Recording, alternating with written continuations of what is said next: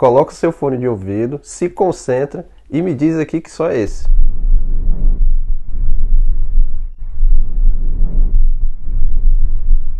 Não soube identificar? Então vem aqui para minha telinha que eu te explico.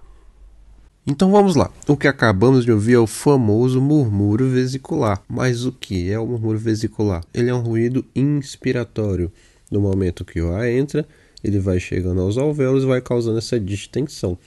Aquele mesmo esqueminha lá do crepitante. A diferença é que o murmúrio vesicular ele é fisiológico. Lembre-se que ele é um som periférico, pois os alvéolos eles se projetam em direção à parede torácica.